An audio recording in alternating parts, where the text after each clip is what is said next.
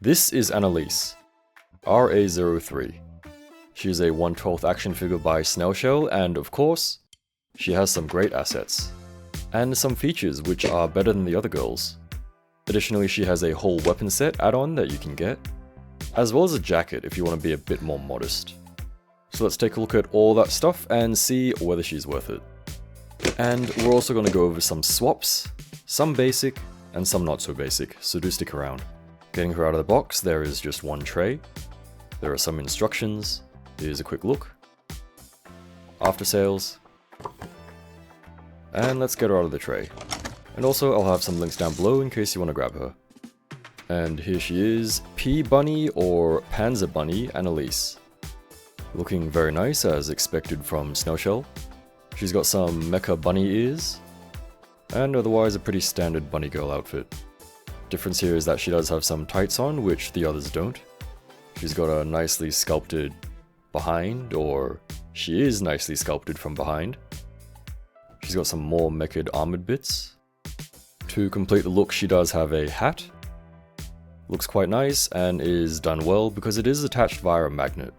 Simply plop it on, adjust it, and she's good to go.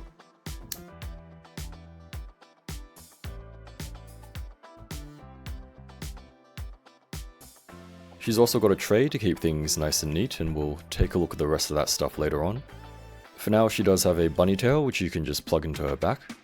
So the bunny tail is full plastic, which is a bit different from Eileen's, which was a bit fuzzy. Personally, I think I prefer this one because it doesn't get as dirty and it's easier to manage. I think it looks just as good. Oh, and she does have two tails, so one is a plain bunny tail, and the other one has a hole in it for the stand if you want to use that. Additionally, she does have these two things for her ankles. These are like toe hooks for tanks, right? Because she's a Panzer Bunny. Shout out to our buddies in Discord for telling me what this stuff is, which by the way, if you are interested, you can join via YouTube membership or Patreon. So a lot of her stuff is based on like German tank stuff, isn't it? However, I'm not going to try and pronounce that stuff, so if you know what it is, then drop it down below. We can compare notes. Anyway, this is kind of what she looks like, all geared up. Kind of. I mean, she's just missing her armament set, which we'll take a look at later on. So for accessories, the base figure is kind of minimalistic. However, that's not really out of ordinary for Snail Shell. Of course, she's got a stand base and stand arm stuff. Spare wrist joints taped to the back.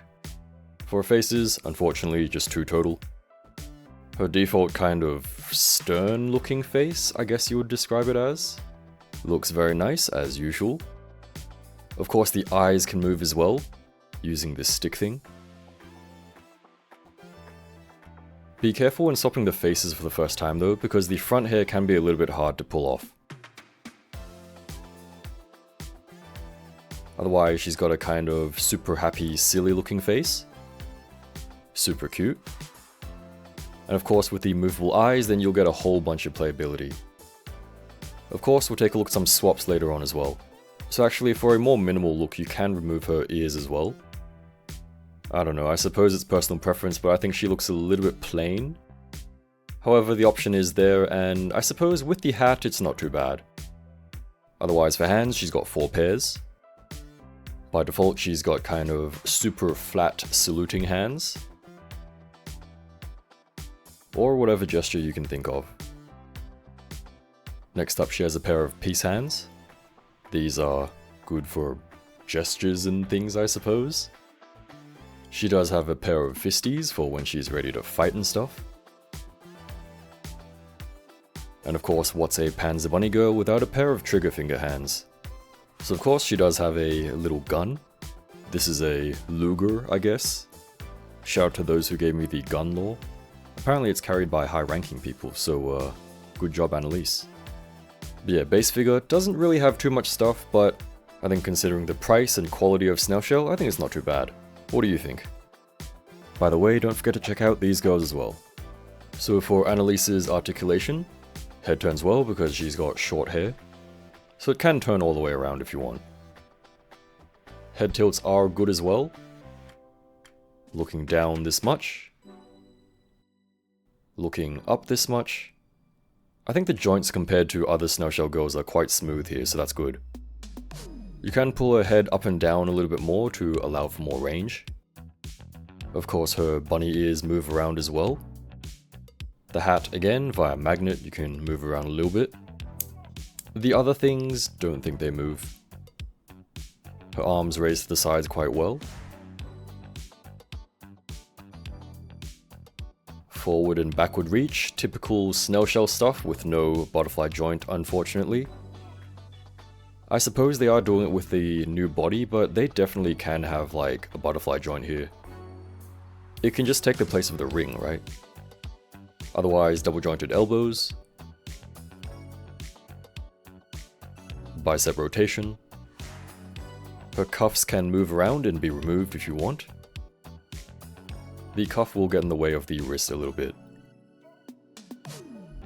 Torso moves quite well. Sideways is a little bit limited and might pop off if you try to push the angle. Goes about this much. Backward and forward bend. The bunny outfit will look a bit strange if you look up too much. And looking down is like this. And here are her side tilts. For your legs, they split to the sides like so. Kick backwards and forwards.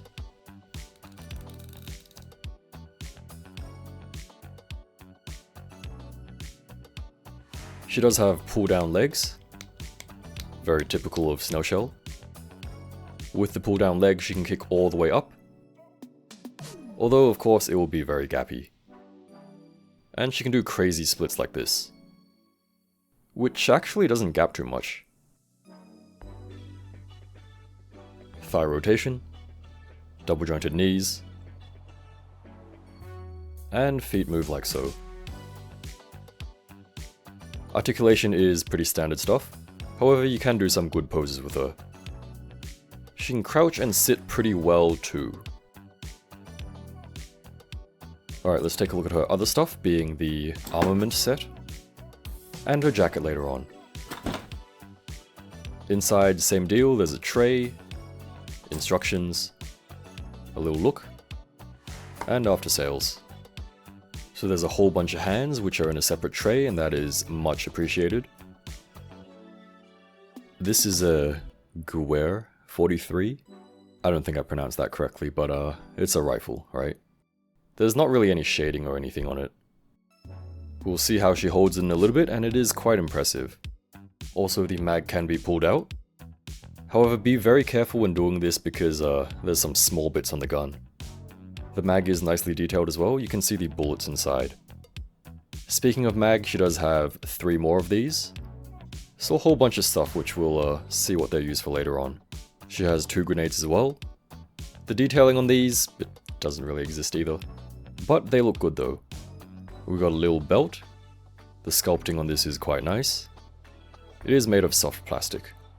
To put it on, simply rip her apart, and then you can just slot it on. Not too hard to do, but just be careful of her ears and stuff like that.